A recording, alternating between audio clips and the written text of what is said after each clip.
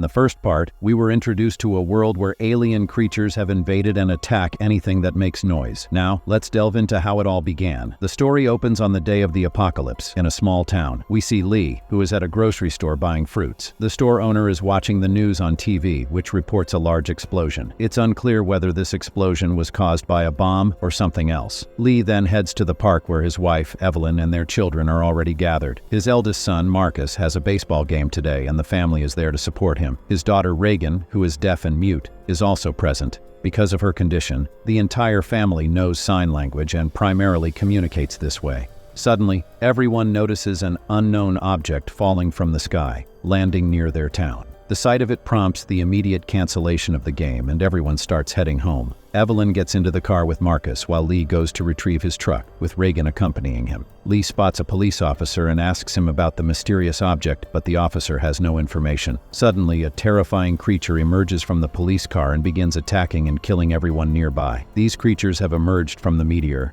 Lee quickly gets into his truck, but it won't start. Meanwhile, a creature attacks Evelyn's car, causing it to crash into a pole. Lee and Reagan take refuge in a store where many people are hiding. Suddenly, a girl's mobile phone rings, attracting a creature into the store, which then starts attacking and killing everyone inside. Lee manages to get Reagan out of the store, but the creature chases them. A police officer tries to stop the creature by shooting it 3 times with a shotgun, but it has no effect because the creatures have bulletproof skin. The creature kills the officer, but the Abbott family escapes and runs away. The story then continues from where part 1 ended. Evelyn comes out of the basement with her newborn baby and sees that their house is on fire. Realizing they can't stay there, Evelyn goes to the house to get the baby's soundproof box and oxygen tank. Meanwhile, Reagan goes back to the basement to pick up a speaker, knowing it can help fend off the creatures. While there, she also finds a map that her father had left. The map shows the locations of other survivors nearby. In the evening, Reagan lights a fire at the silos, just like her father used to, and spots another fire signal in the distance. She marks the location on the map.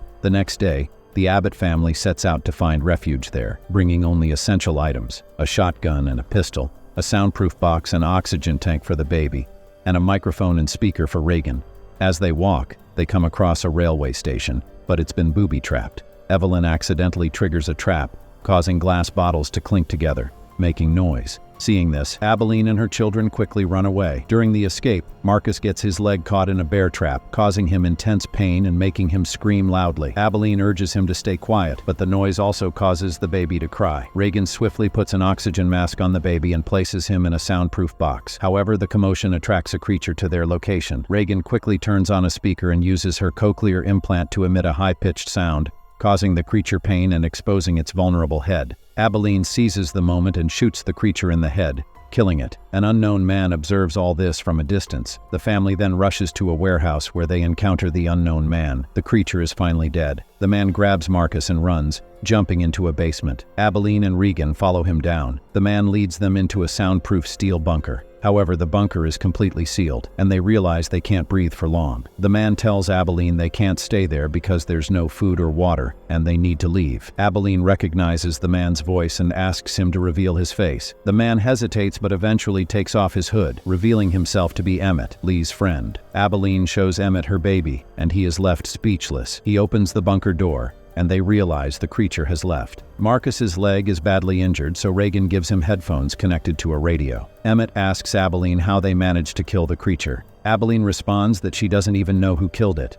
Regan's cochlear implants cause pain to the creatures, making their heads open up. Abbott asks Emmett about his family, and he explains that his children were killed on the first day of the attack, and his wife died 11 weeks ago from an illness due to lack of treatment. Abbott inquires if Emmett knew that Lee used to signal with a fire every night. Emmett confirms he knew but says the man has changed significantly since then and is no longer trustworthy. Suddenly, a signal is received on the radio, and Marcus hears a song playing. Emmett mentions that this song has been on repeat for the past 4 months. Regan notes that her father used to try to get a signal every day but never succeeded. Emmett explains that their previous location in the dense jungle made it impossible to get a signal, and he only received one after reaching this higher place. The song playing on the radio is called Beyond the Sea. Regan believes the song is a coded message. Regan suggests they need to find the source of the signal.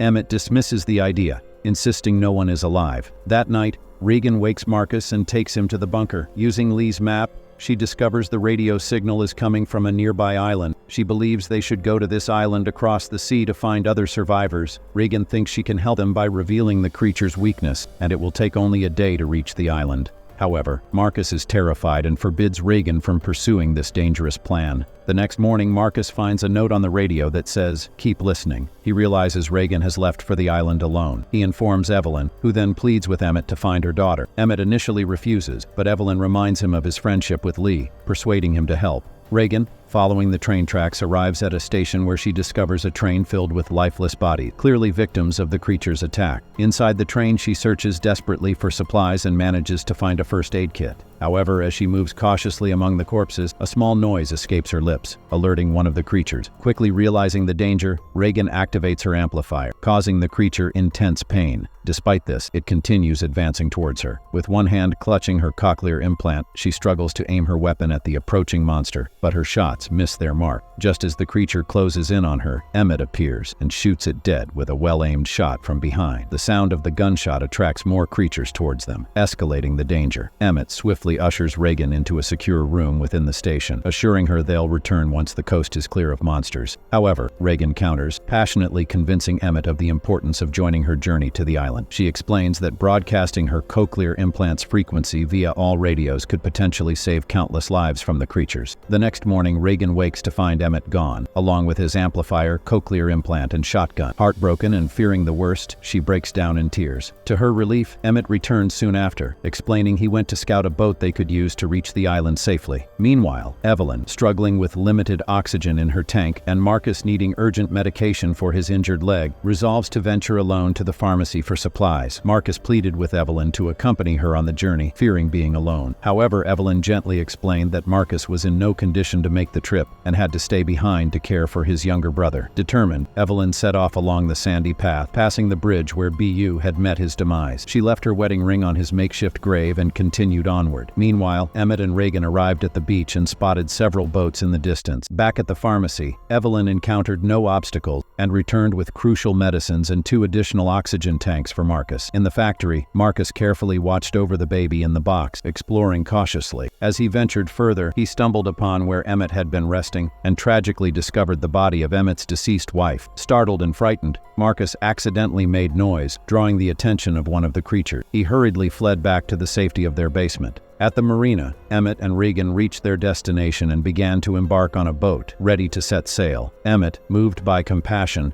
approaches a frightened little girl and assures her she has nothing to fear. To his surprise, the girl swiftly ensnares him with a rope around his neck, weighed down by numerous bottles, rendering him immobile without making a sound. As he struggles against his constraints, the situation grows increasingly precarious. Meanwhile, Marcus seeks refuge in a bunker with a helpless baby and a radio, hoping to evade a menacing creature lurking nearby. In his haste, Marcus forgets to secure the bunker door properly, leaving him trapped inside with no way to open it from within. Panic sets in as oxygen becomes scarce, and Marcus fights to breathe while desperately trying to comfort the frightened infant sharing his limited air supply. Evelyn hears the creature's voice and rushes inside, firing her pistol. The gunshot startles the creature, forcing it out of the basement and into the open. Evelyn aims at a nearby tank, igniting it and engulfing the creature in flames. However, the fire doesn't seem to harm it, but it triggers the sprinkler, dousing the room in water. The creature is disoriented by the water, losing track of Evelyn momentarily. Meanwhile, Marcus is unconscious. Back at Emmett's location, Emmett attempts to communicate with the hostile group using sign language, trying to convey that he means no harm.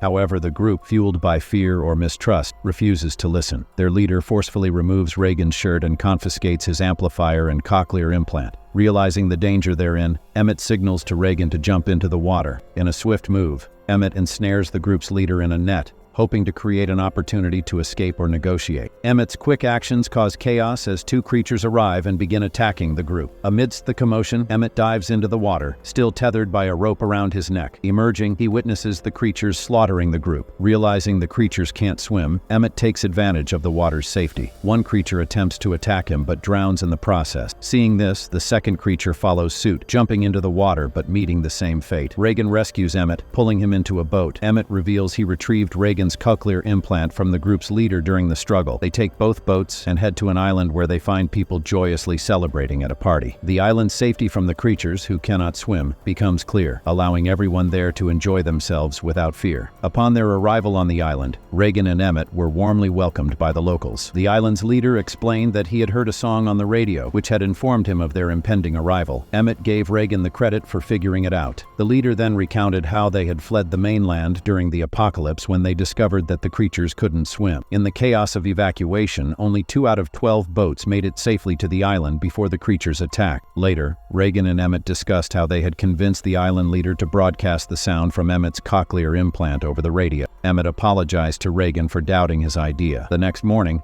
as Emmett stood on the shore reflecting on a drawing of his wife, he heard a sudden crash nearby. Emmett notices that a boat he had previously seen in the marina has drifted to the island, with a creature sitting on it. As he rushes to warn the people, he's too late. The creature begins attacking and killing the islander. Emmett grabs a child and hides him in a closet at the island man's house, alongside another child. The island man gets into his car, and Emmett and Reagan join him. To divert the creature's attention from the colony, the island man honks the car horn, luring the creature to chase them. The creature tears off the car's roof during the pursuit. The island man drives them to the radio station, handing Emmett the station's key and telling him he needs to return to the colony. However, the creature kills the island man before he can leave. Reagan and Emmett hide inside the radio station. Meanwhile, Evelyn, believing the monster has left, emerges from the bunker only to find the creature still there. She tries to retreat back into the bunker, but the creature breaks through the door. Emmett cautiously sends Reagan to the main office. As she opens the door, it makes a noise, drawing the creature's attention. It rushes to attack Reagan, but Emmett intervenes, getting badly injured in the process. To protect Reagan, he shuts the door from the outside. Meanwhile, the creature can't enter the bunker but manages to injure Evelyn's leg with its claws, continuing to attack them. As the creature is about to kill Emmett, Reagan activates her cochlear implant, emitting a frequency that momentarily slows the creature down. Reagan then turns on the speaker, which is still playing Beyond the Sea. The song's high frequency is broadcast through the radio, causing the creature immense pain. Marcus, who has been listening to the radio through headphones, also hears the high-pitched sound. In the thrilling conclusion, Reagan and Marcus show incredible bravery as they confront the deadly creatures endangering their family. Marcus, realizing Reagan's plan, uses a radio to emit a high-frequency sound that incapacitates the creature. Reagan then exploits the creature's vulnerability and fatally strikes it with a rod. Encouraged by their courage, Marcus emerges from hiding and delivers a decisive shot with Abelin's pistol, ensuring the creature's demise. Abilene, witnessing her children's bravery reminiscent of their father's, feels immense pride and relief. Reagan ingeniously leaves her cochlear implant near the microphone, turning the radio into a potent weapon against the remaining creatures. This marks the end of their harrowing ordeal, promising a future where they can protect their family against future threats. The film,